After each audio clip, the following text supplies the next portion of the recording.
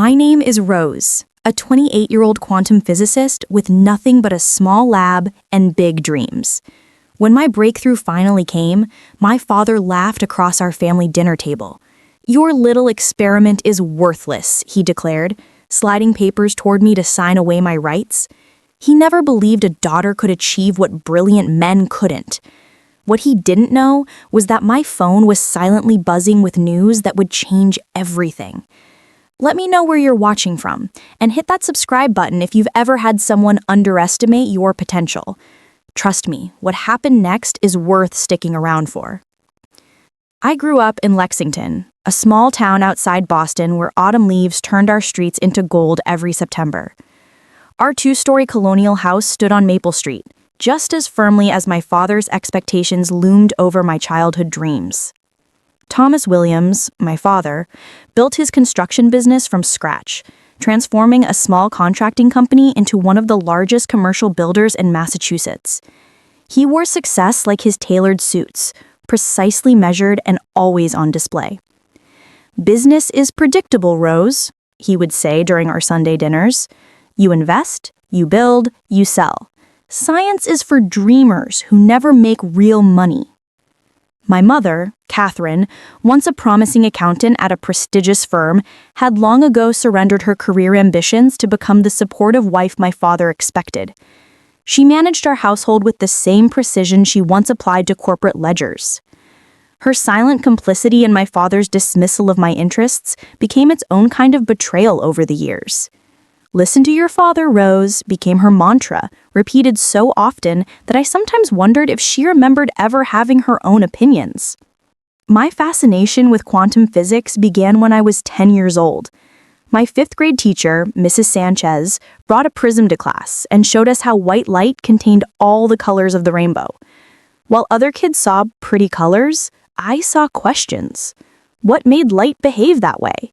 How could something be both a particle and a wave?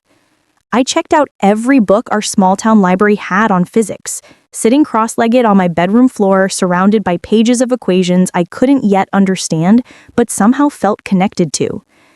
For my first science fair in 6th grade, I built a rudimentary double-slit experiment using cardboard, aluminum foil, a laser pointer, and my father's tape measure. While other kids made baking soda volcanoes, I was demonstrating light interference patterns. The judges, 2 science teachers, and our principal stood stunned as I explained concepts most high schoolers hadn't mastered. "Where did you learn all this?" asked Mr. Peterson, the head judge. "Books," I answered simply. I won first place. My father skipped the ceremony for a business meeting. High school became less about the social hierarchy most teenagers navigate and more about stepping stones toward my growing obsession.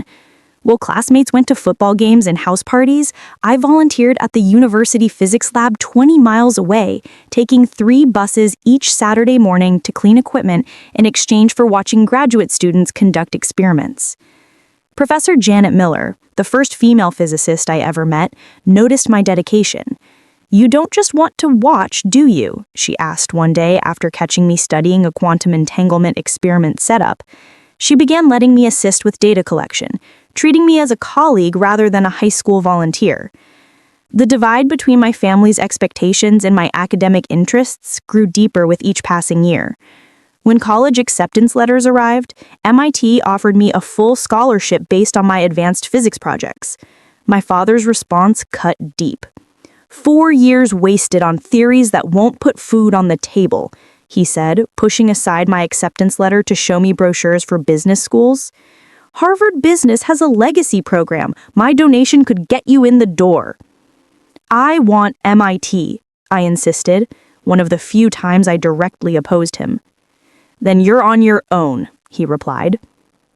I left for Cambridge with 2 suitcases and a determination that hardened my resolve through 4 challenging years. I graduated summa cum laude, my parents attending the ceremony with tight smiles and minimal congratulations. My decision to pursue a PhD rather than join the real world, as my father called it, further strained our already tenuous relationship. My doctoral focus became quantum entanglement applications, specifically how quantum entangled particles might revolutionize computing and secure communications. Most established professors dismissed my proposals as too theoretical, too ambitious, or simply unlikely to yield practical applications. Quantum computing is 20 years away and always will be, one advisor told me, chuckling at his own overused joke. But I saw something others missed.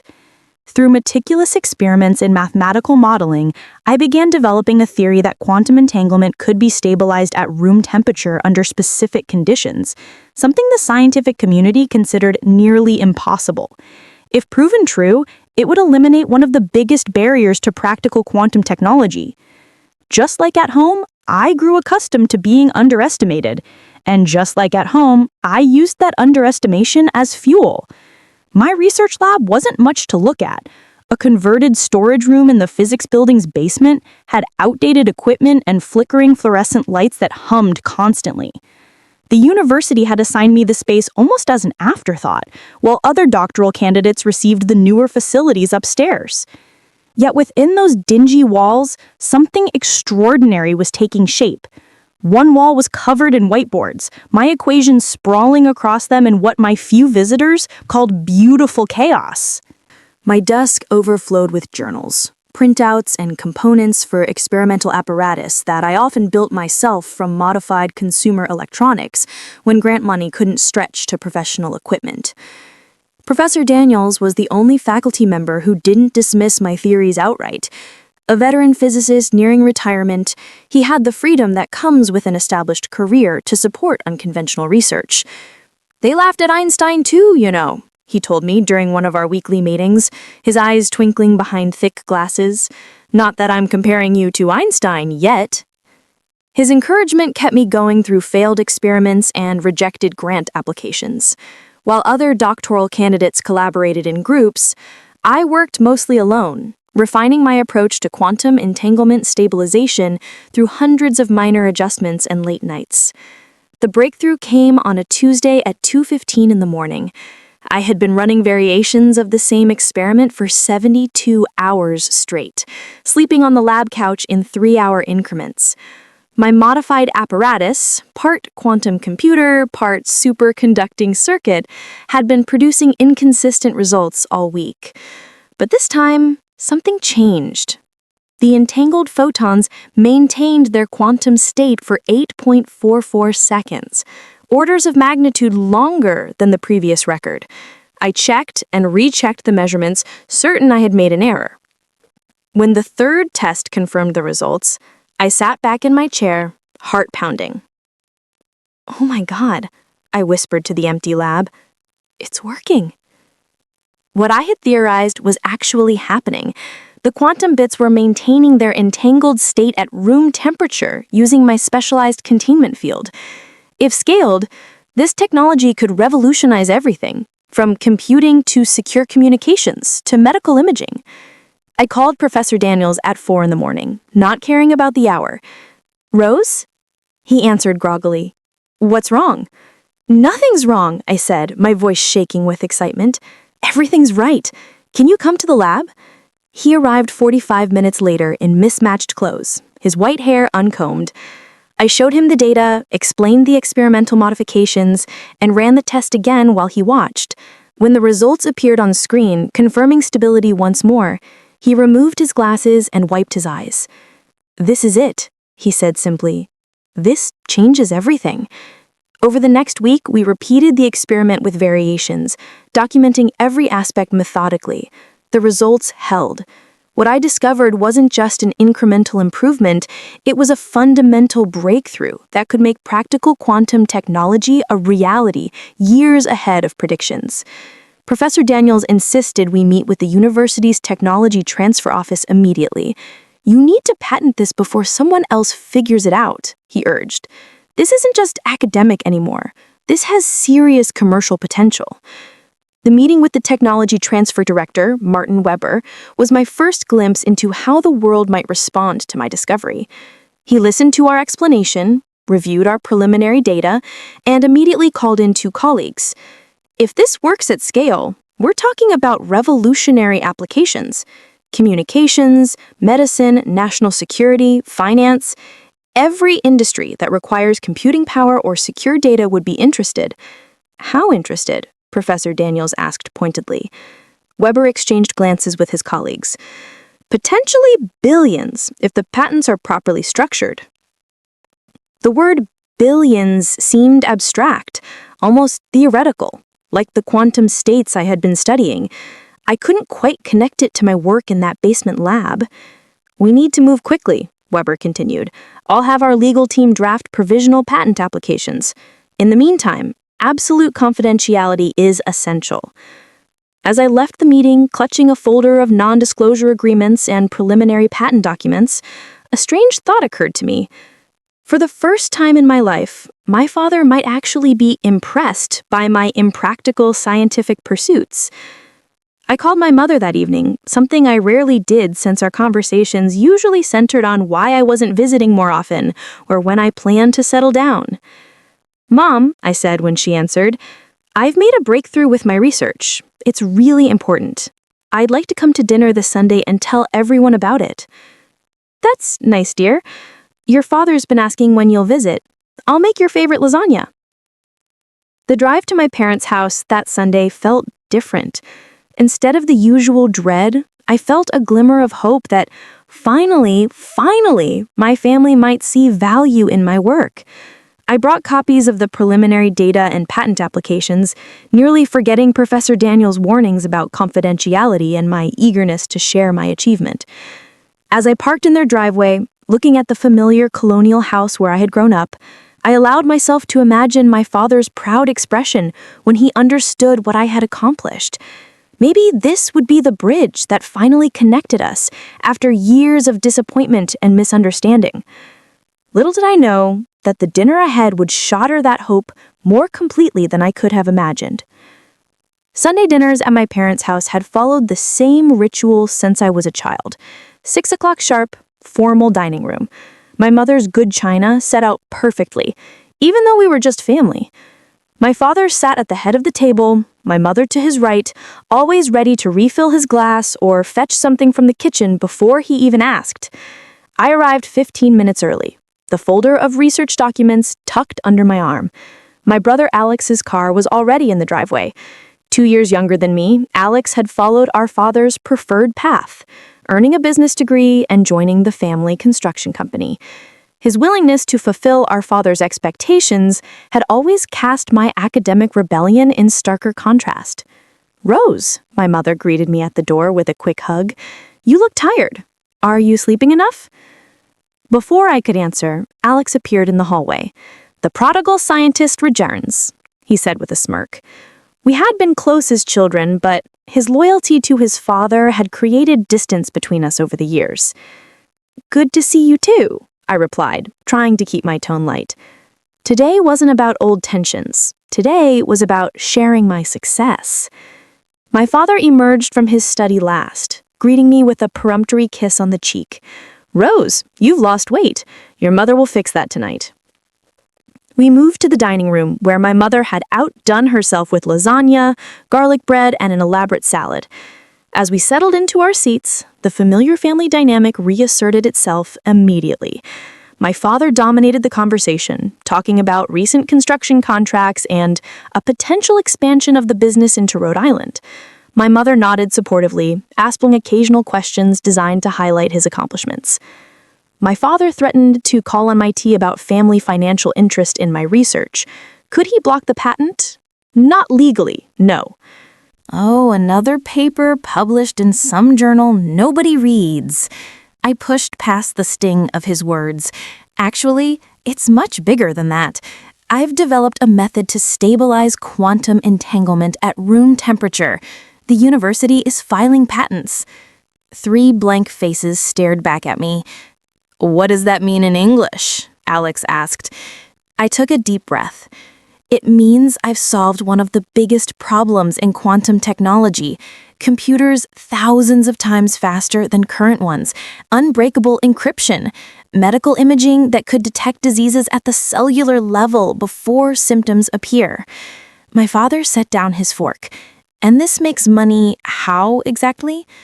The technology transfer office thinks it could be worth billions, I said, the word still feeling strange in my mouth.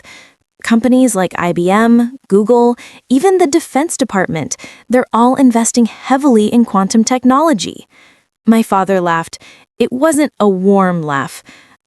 Billions for your little experiment, Rose. Be realistic. I am being realistic, I insisted, pulling out the preliminary documents. Here's the patent application. The university is already fielding inquiries from tech companies. He glanced at the papers without really looking at them. Universities are always claiming some research will change the world. Then nothing happens. He passed the documents to my mother, who set them aside without reading them. Your little experiment is worthless, he declared flatly. If you want to make real money, you should have gone into business like your brother. The dismissal hit harder than I expected. Even with everything I had accomplished, nothing had changed. I excused myself to use the bathroom, needing a moment alone to compose myself.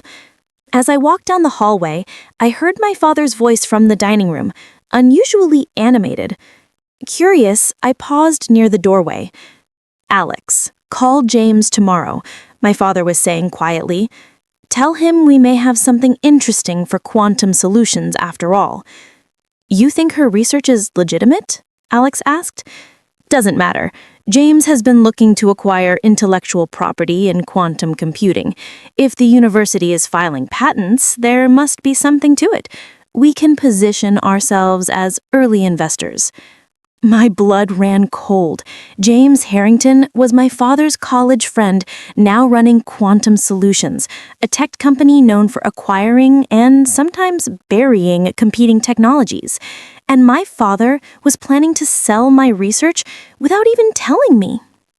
I returned to the dining room, trying to mask my shock. As I sat down, my father reached beside his chair and pulled out a leather portfolio I hadn't noticed before. Actually, Rose, I had some paperwork drawn up, he said casually, extracting several documents. Since you mentioned your research last week on the phone, I thought this might be the perfect opportunity for the family business to diversify into technology. I hadn't mentioned my research on the phone. The realization hit me. He'd been planning this before I even arrived. Someone at the university must have told him about my breakthrough. These papers would establish Williams Family Holdings as the commercial entity representing your intellectual property. We'd handle all the negotiations, marketing, and business development. You could focus on your research without worrying about the commercial aspects. I'm not signing anything tonight, I said firmly, standing up. I need to consult with the university's legal team first. My father's expression hardened. Don't be difficult, Rose. This is a good deal. Most scientific research never makes a penny. Then you shouldn't be interested in worthless experiments, I replied, gathering my documents. I need to go. As I walked toward the door, my father called after me. Think carefully before you turn this down. I have connections at MIT. One call about family financial interest in your research could complicate those patent applications. The threat hung in the air as I left the perfect family dinner, shattered by naked greed and betrayal. The drive back to Cambridge was a blur. Tears threatened to spill over, but I forced them back, gripping the steering wheel until my knuckles turned white. This wasn't the time for crying. This was the time for action. I called Professor Daniels from my car using the hands-free system, my voice shaking with urgency. They're trying to take it, I said when he answered. My father had papers drawn up to claim ownership rights. He's threatening to contact MIT. Slow down, Rose, his calm voice replied, a stark contrast to my panic. Who's trying to take what? My family, my research. My father prepared a contract giving his company 70% ownership. He mentioned someone named James. Professor Daniels went silent for a moment. James Harrington. You know him? By reputation. Quantum Solutions has been acquiring smaller research labs and patents for years. They're known for buying promising technology and sometimes burying it to protect their existing products. My stomach twisted. My research was university funded, but my father could certainly cause delays and complications. "We need to move fast," Daniel said, his voice taking on a determined edge I had never heard before. "Come to my house tonight. We'll call Martin from Tech Transfer and get ahead of this." 2 hours later, I sat in Professor Daniel's cluttered living room with Martin Weber on speakerphone explaining the situation. "This is concerning," Weber said after hearing the details. "Not unprecedented, but concerning. Has your father made any direct claims of financial contribution to your research?" "No," I replied. "There was none.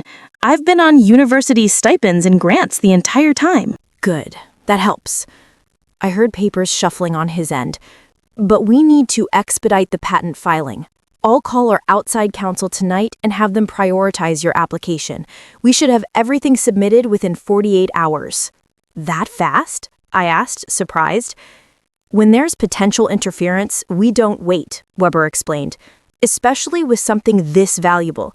I've already had preliminary inquiries from 3 major tech companies, based solely on rumor." After the call ended, Professor Daniels made us both tea. "This happens more than you'd think," he said gently. "When research shows commercial promise, all sorts of people come out of the woodwork claiming ownership, even family. I never thought they'd—" My voice trailed off. "Try to steal your work," he finished. "People do surprising things when billions are at stake." The next morning, I received a call from the dean's office requesting an urgent meeting about my research. When I arrived, I found not only the dean, but also the university's general counsel waiting. "We received a concerning call this morning," the dean began without preamble. "Thomas Williams claims to have provided substantial financial and technical support for your quantum research.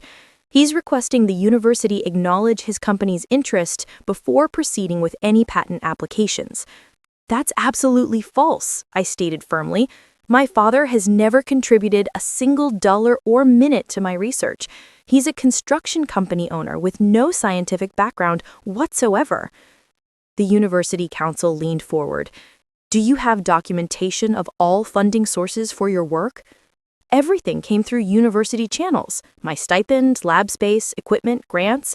It's all in the financial records." They exchanged glances. "Nevertheless, we need to investigate this claim before proceeding. It could create significant liability if ignored." "This is just a delay tactic," I protested. "My father is trying to force me to sign over rights while the patent is pending." "We'll expedite our review," the counsel assured me, "but these claims must be addressed." As I left the meeting, my phone buzzed with a text from an unknown number. "Rose, it's James Harrington. Your father spoke highly of your quantum work. I'd like to meet tomorrow to discuss acquisition. Very generous terms available for quick decision." The pieces fell into place. My father wasn't just trying to claim ownership. He was actively shopping my research to quantum solutions while simultaneously blocking the university's patent application. The betrayal cut deeper than I could have imagined. I spent the next 3 days barely sleeping, working with Professor Daniels and a small team of trusted lab assistants to compile comprehensive documentation of every aspect of my research. We gathered financial records, lab notes, equipment requisitions, anything that would prove the work was mine alone. Meanwhile, the university's legal team worked to address my father's claims, which grew more elaborate with each communication.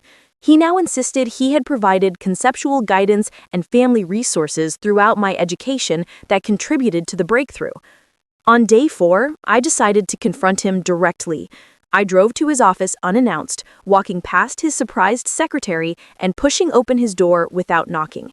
He looked up from his desk, momentarily startled. "Rose, this is unexpected." "Drop the claims against my research," I said without preamble. "You know they're false." He leaned back in his chair, composure returning. "They're not false. Our family supported your education for years. That investment gives us interest in the results. Parental support doesn't grant ownership of my intellectual property, and you didn't even support my decision to study physics. You wanted me in business school, remember?" "Precisely. If you'd listened to me, you'd understand business well enough to see this is a good deal." He gestured to the chair across from him. "Sit down. Let's discuss this reasonably. I remain standing. There's nothing to discuss. Withdraw your claims and stop talking to James Harrington about my research. Something flickered across his face, surprise that I knew about Harrington. Perhaps you're being childish. This technology needs proper business development. What do you know about commercializing research? More than you know about quantum physics, I shot back. He stood suddenly, patience evaporating. You've always been stubborn, just like your mother, before she learned her place. The comment stunned me. Her place in the family structure, he clarified, though his tone suggested something darker. Catherine had all these career ambitions when we married. She learned that supporting my business was more important than her own little accounting job. Is that what this is about? I asked, realization dawning. You can't stand that I succeeded in a field you don't understand or control. His expression hardened. I built this family's success while you played with equations in a basement lab, and now that your little hobby might be worth something, you think you can shut out the family that made it possible? My little hobby is revolutionary technology that I created through years of work. You belittled me every step of the way, and now you want to claim it because you finally think it has value? You think you would have gotten anywhere without my name opening doors? Without the education I paid for? I was on scholarship. And who do you think donated to the science department building where your precious lab is housed? Williams Construction built half the new facilities at MIT in the last decade. I stared at him, finally understanding. This isn't about business. This is about control. You can't stand that I succeeded outside your sphere of influence. Something ugly flashed in his eyes. You're a naive girl playing in a man's world, Rose. Do you really think those tech companies will take you seriously? They'll eat you alive without proper representation. By proper, you mean male. That's why Alex would be CEO in your proposal. You never believed a daughter could achieve what men couldn't. He didn't deny it. I'm being practical. James Harrington deals with me as an equal. You'd be brushed aside in negotiations. I walked to the door, then turned back. Watch me. That evening, my mother called, something she rarely did without my father's knowledge. Rose, she began hesitantly, your father is very upset. I imagine he is. You need to understand, she continued, her voice dropping to almost a whisper. This business with quantum solutions is very important to him. Mr. Harrington has offered a board position if the acquisition goes through. My breath caught. So this wasn't even about the family business. It was about Dad's personal advancement. The family always benefits when your father succeeds, she said, automatically repeating what must have been his words. And what about when I succeed, Mom? Does the family benefit then too, or only if Dad controls it? She was silent for a long moment. He's always wanted what's best for you. No, I corrected her gently. He's always wanted what's best for him. There's a difference. After we hung up, I received a text from Alex.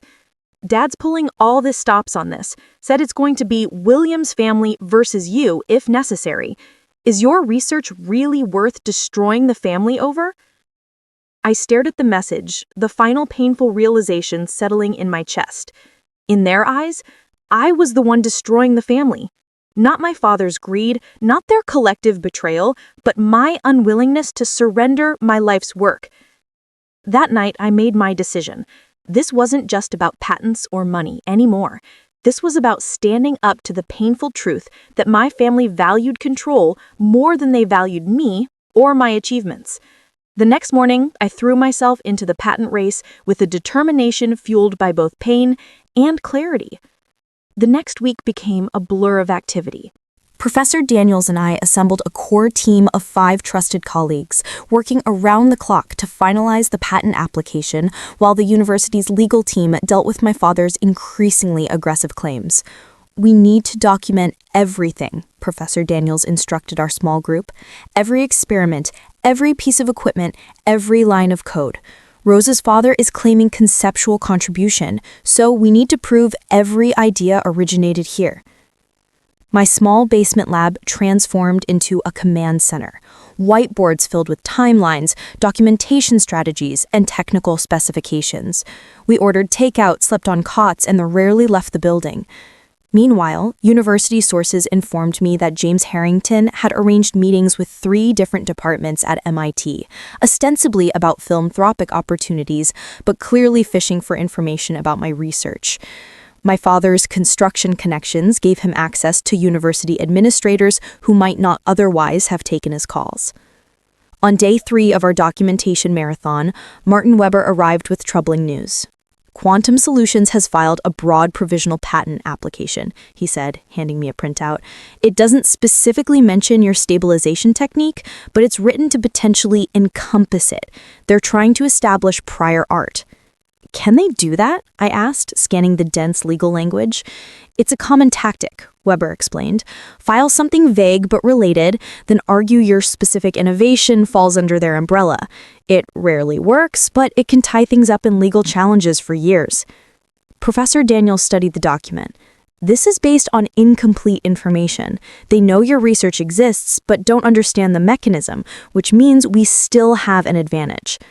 They're fishing for now, Weber cautioned, but your father is scheduled to meet Harrington and MIT's development office tomorrow.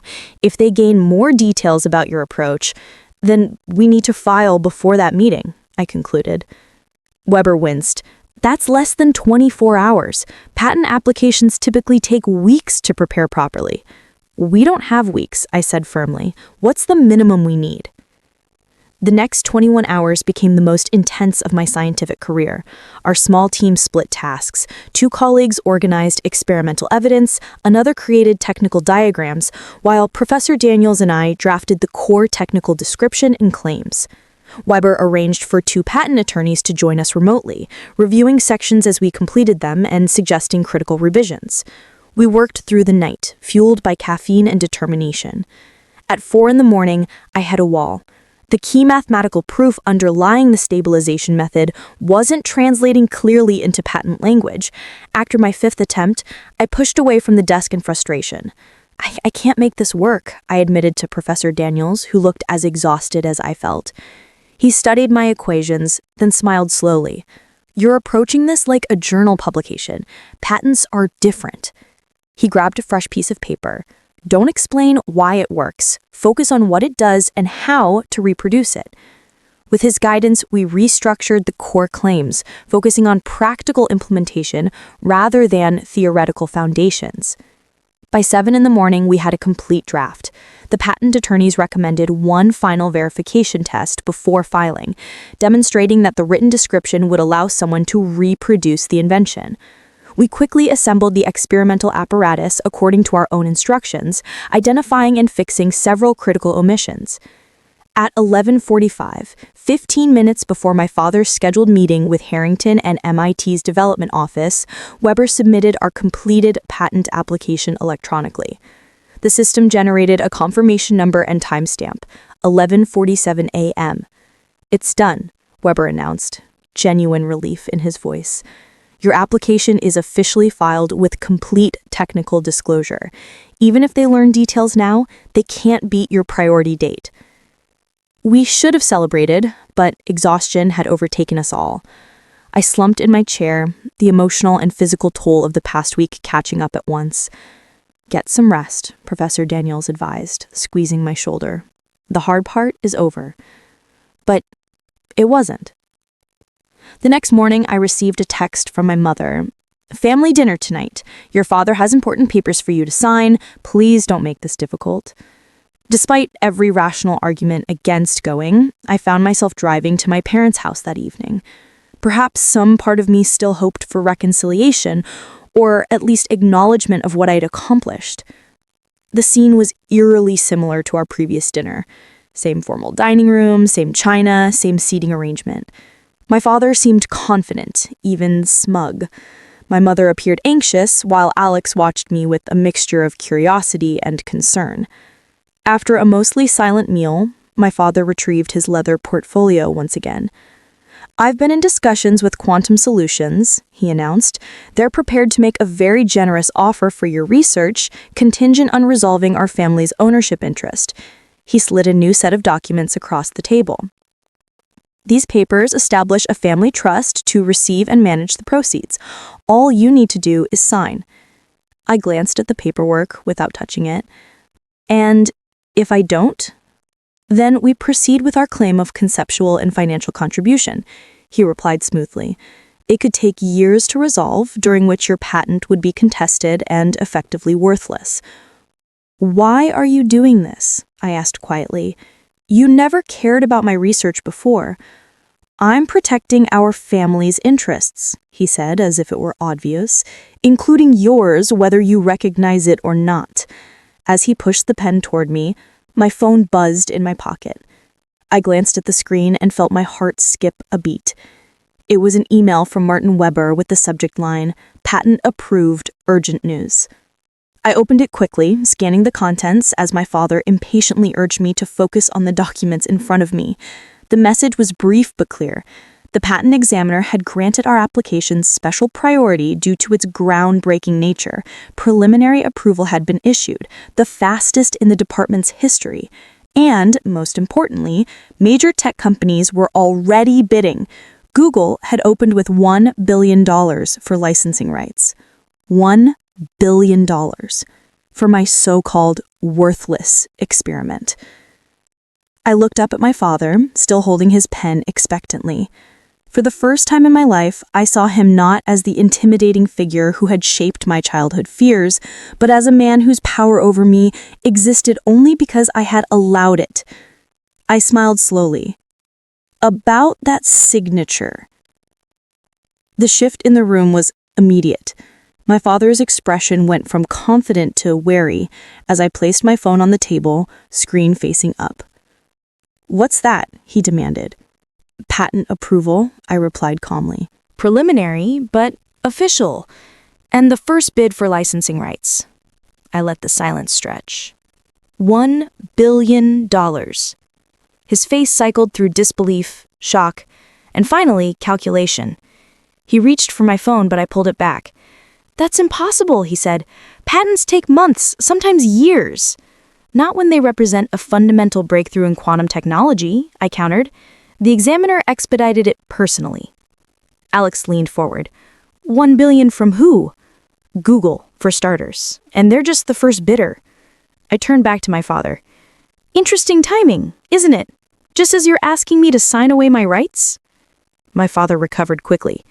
"This only confirms what I've been saying about the value of proper business management. Without our family's resources behind you, I achieved this without your help," I interrupted, my voice steady. "In fact, I succeeded despite your constant discouragement." "You're being dramatic," he scoffed. "I always supported your education." "You supported what you could control," I corrected him. "The moment I chose my own path, you withdrew that support. And now that my path has led to success, you want to claim ownership?" My mother spoke softly. "Rose, your father is just trying to protect you. Business negotiations can be very complicated." "Is that what he told you this is about? Protection? Not control or personal gain?" She didn't answer, but her eyes flickered uncertainly toward my father. "Did you know that Dad has been promised a board position at Quantum Solutions if this deal goes through? This isn't about family interest. It's about his ambition." My father's face hardened. "That's enough. The fact remains that without proper representation, you'll be exploited by these tech companies. You need us." "No," I said firmly. "I don't. The university has already assembled a negotiation team of patent attorneys, technology transfer specialists, and business consultants. They have decades of experience licensing breakthrough technologies."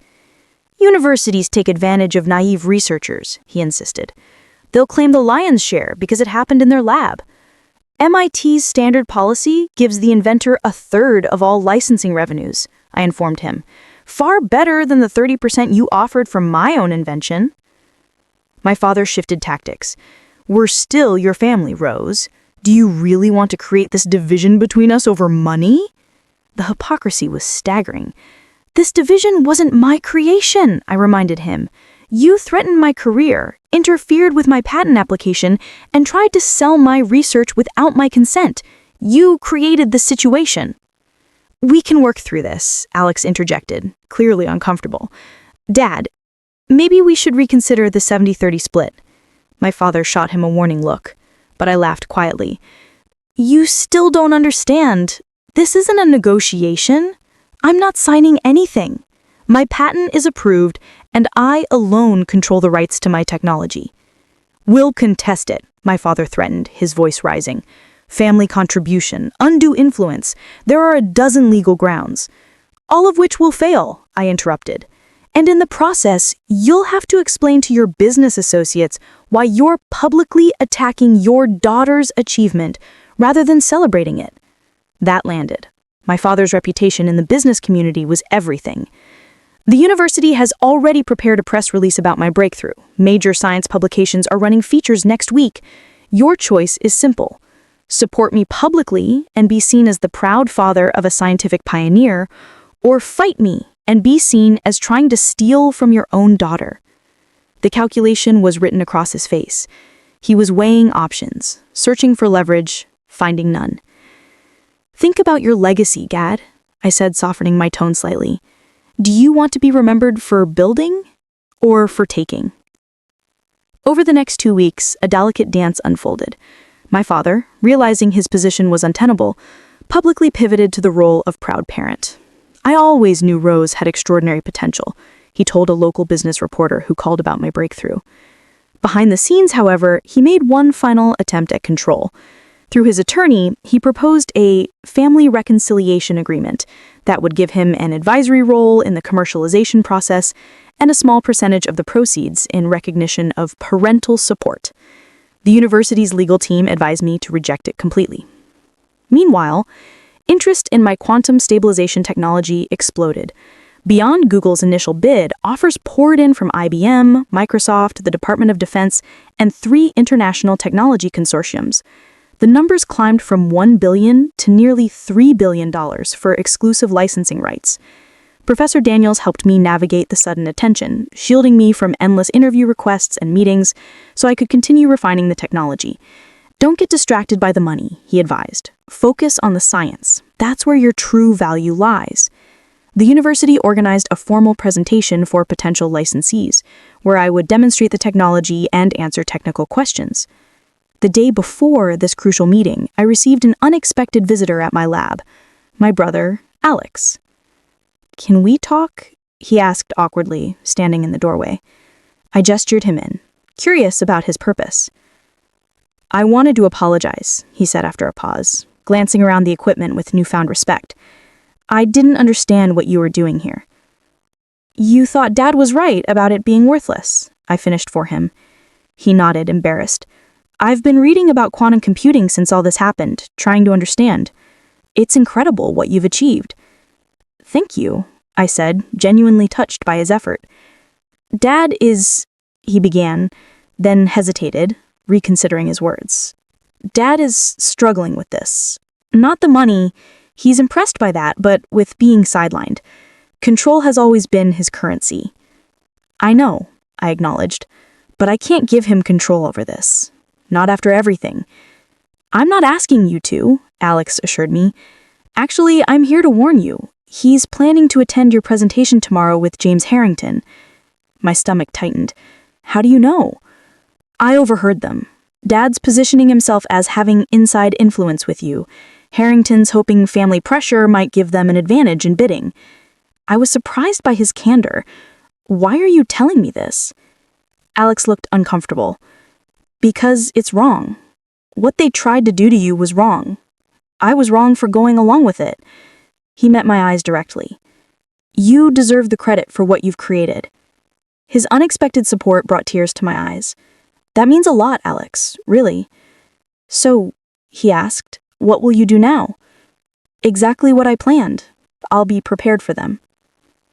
The next day, the university's largest lecture hall was transformed for the presentation. Representatives from major tech companies filled the seats alongside venture capitalists, government officials, and members of the scientific community. As predicted, my father and James Harrington sat in the third row, whispering to each other as I approached the podium. I had prepared meticulously, explaining the technology in terms accessible to non-scientists while demonstrating its remarkable capabilities. When the quantum bits maintained their entangled state for a full minute, far longer than previously thought possible, audible gasps rippled through the audience. During the question period, Harrington raised his hand. Miss Williams, given the family resources that supported this research, how do you plan to acknowledge that contribution in your licensing arrangements? The room went silent.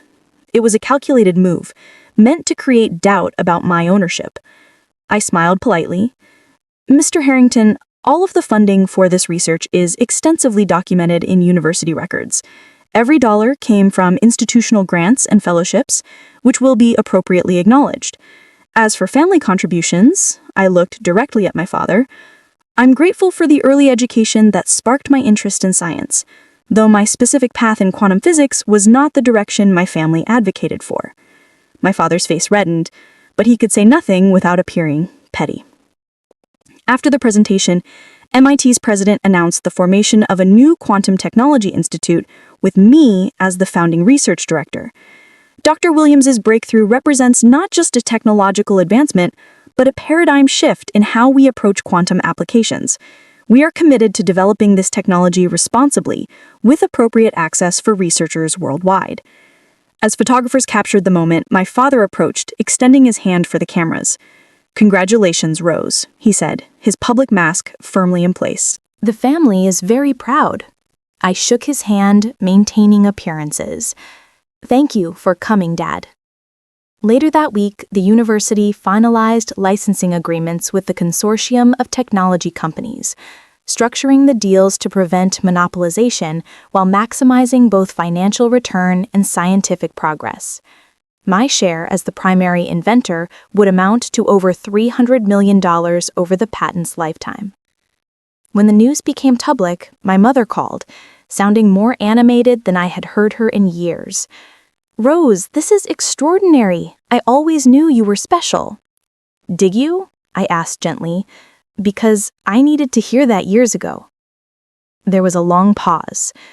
I should have supported you more, she admitted quietly. Standing up to your father isn't easy. I know, I acknowledged, reflecting on my own journey to that point.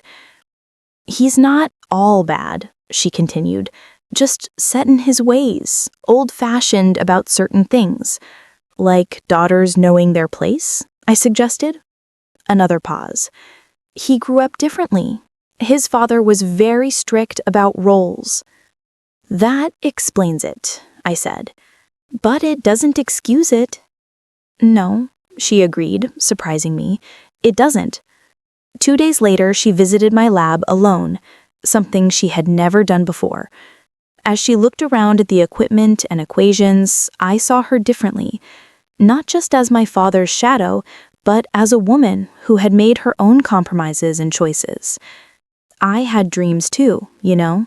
Before I married your father, I was on track to become a partner at my accounting firm. What happened? I asked, though I could guess.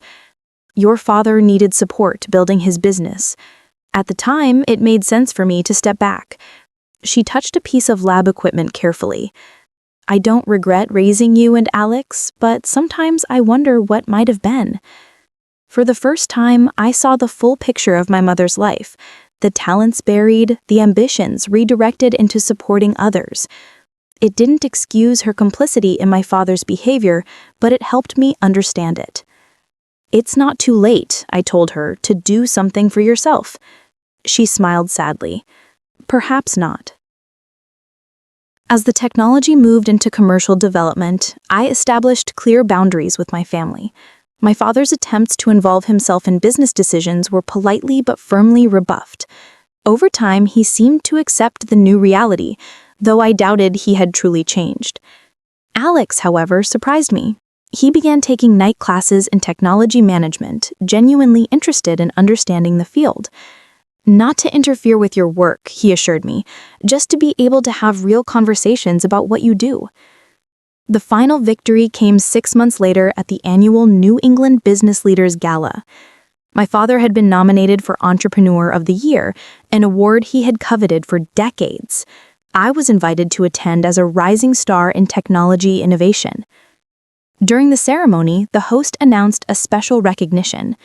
This year, we're honored to present our first Breakthrough Technology Award to Dr. Rose Williams, whose quantum stabilization method has been called the most significant advance in computing this century. The audience rose in a standing ovation as I made my way to the stage. From the podium, I could see my father watching, his expression a complex mixture of pride and something else, perhaps regret, perhaps recognition. For the first time, I was being celebrated in his world, but entirely on my own terms. "Thank you," I began my acceptance speech. "Breakthroughs don't happen in isolation. They require support, resources, and belief." I paused, making a decision in that moment. I'd like to acknowledge my family, who taught me the most important lesson in science and in life, that conventional wisdom should always be questioned, and that the most valuable discoveries often come when you forge your own path. It wasn't forgiveness exactly, but it was a step toward something new. A relationship based on respect rather than control, on acknowledgement rather than ownership. As I left the stage, the weight of betrayal felt lighter, replaced by the confidence of having defined my own worth. 1 year after the patent approval, I stood in the gleaming lobby of Williams Quantum Technologies. My company, my name. The corporate headquarters in Cambridge housed state-of-the-art research facilities, development labs, and offices for over 100 employees. My original quantum stabilization method had expanded into a suite of technologies with applications ranging from secure communications to medical imaging. Building something from nothing taught me more about business than any lesson my father could have imparted. I learned to negotiate, to recognize value, to trust selectively, and to maintain control of my vision while delegating execution. Each challenge became a building block in my unexpected transformation from basement researcher to technology founder. The healing process with my family progressed in fits and starts. My relationship with Alex evolved most naturally. After completing his technology management courses, he approached me with a sincere request. "I'd like to earn a position in your company," he said during lunch one day. "Not as my brother, not through Dad's connections, just based on merit." I appreciated his humility. "What position do you have in mind?" He replied, "I've been studying your business operations. Your supply chain management could be more efficient. I'd like to start there, prove my worth, and work my way up." His willingness to begin in a modest role rather than expecting an executive position spoke volumes about his growth. I agreed to let him interview with our operations director, with the clear understanding that he would receive no special treatment. Alex excelled, bringing his business background and newly acquired technical knowledge together in valuable ways. More importantly, he became a genuine ally, someone who understood both my scientific world and our complicated family dynamics. "Dad asks about you," he mentioned one day, 6 months into his new role. "He'd never admit it, but he follows every article about your company." "Is he still angry?" I asked. "He's adjusting," he replied carefully. "His generation measures success differently. He's starting to understand yours is real, just not on his terms." That's progress. Her small steps toward independence gave me hope that people could change, even after years of established patterns. It made my own healing process feel less solitary. My father remained the most complicated relationship. For months after the patent approval, our interactions were strictly formal, limited to unavoidable family occasions. The man who had dominated my childhood now seemed uncertain how to approach me. His authority undermined, his worldview challenged. The first real shift came unexpectedly. I had been featured in Technology Review's Innovators Under 35 issue with a prominent cover story. A copy arrived at my office with a handwritten note. "Impressive work. Your determination reminds me of someone I know. Dad." It wasn't an apology, but from a man who had never admitted being wrong about anything, it represented a significant concession. I called him that evening. "I got your note," I said when he answered. Good article, he replied gruffly, though they oversimplified the business implications. That's what technology magazines do, I acknowledged, suppressing a smile at his predictable critique. A pause stretched between us. Your company's quarterly report looked solid, he offered finally. Good revenue growth. Thanks. We're focusing on sustainable expansion rather than just rapid scaling. Another pause. Smart approach. We spoke for 15 minutes about business strategy, neutral territory where we could connect without revisiting old wounds. It became a pattern, these careful conversations that acknowledged my success without directly addressing the betrayal that have come before. 6 months later, my father suffered a minor heart attack. At the hospital, seeing him vulnerable for the first time, something shifted in my perspective. His attempt to control my research, while inexcusable, had come from a worldview formed over decades, one where fathers directed, daughters complied, and success had narrow definitions. The doctor says I need to reduce stress, he told me from his hospital bed, looking older than I'd ever seen him. Maybe delegate more at work? I suggested. He nodded slowly. I've been thinking about succession planning. Alex has good instincts, but he seems happy at your company. He is, I confirmed. He's found his own path there. My father looked at me directly. As you found yours, despite my interference. It was the closest he'd come to acknowledging his actions. I accepted it for what it was, not the complete reckoning I might have wanted, but the beginning of one. As my company grew, I made decisions that reflected the lessons of that painful family betrayal. I established the Williams Foundation for Women in Quantum Science, providing scholarships and mentorship to young women pursuing careers in the field. Each recipient received not just financial support, but connections to a network of established scientists who believed in their potential. What made you focus specifically on women in science? A reporter asked during an interview about the foundation. I experienced firsthand how even well-meaning people can underestimate women's capabilities in technical fields. Sometimes the biggest barrier isn't ability, but having someone believe you belong in the room. The foundation became my way of providing what I had lacked, unconditional support for brilliant minds whose potential might otherwise be overlooked or undermined. When the first scholarship recipients began publishing significant research of their own, my sense of fulfillment rivaled anything I'd felt from my own scientific achievements. 2 years after the patent approval, at the opening ceremony for our new research campus, I invited my entire family to attend. As we stood together for photographs, still somewhat awkward, but making the effort, I reflected on how thoroughly our family dynamic had transformed. My father, semi-retired and more subdued after his health scare, watched the proceedings with a complex expression that mixed pride with lingering regret.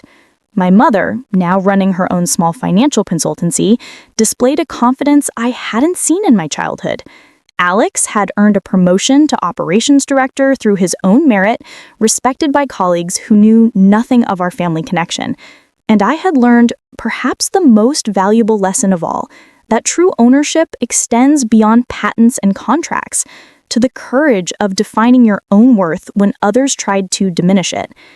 Later that evening, at the private reception following the ceremony, my father approached me with unusual hesitation. I was wrong, he said simply, the words clearly difficult for him. About your research, about what you could achieve.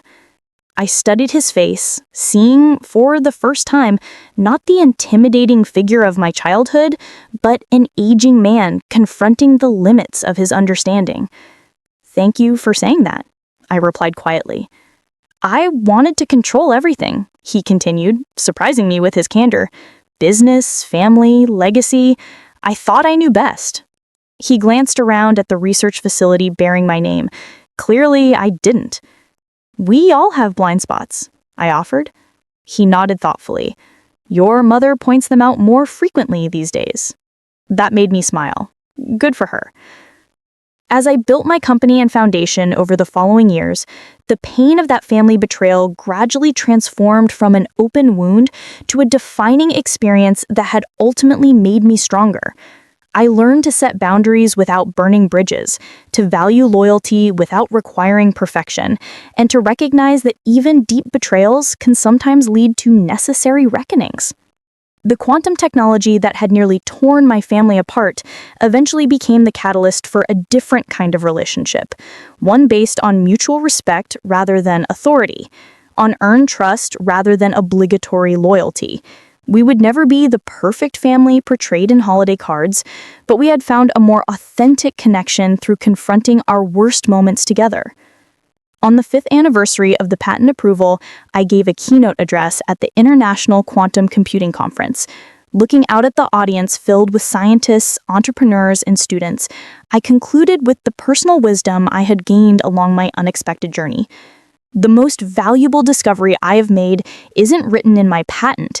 It's the understanding that your worth isn't determined by others' ability to recognize it. Breakthroughs happen when you trust your own measurements over external valuations. Sometimes the people closest to you will be the last to see your potential. Don't let their limitations define your possibilities. The standing ovation that followed felt like a final victory, not over my family, but over the self-doubt their betrayal had temporarily instilled. I had come full circle, from the young researcher desperate for validation to a leader secure in her own assessment of value. What experience in your life taught you to trust your own judgment over others' opinions? I'd love to hear your stories in the comments below.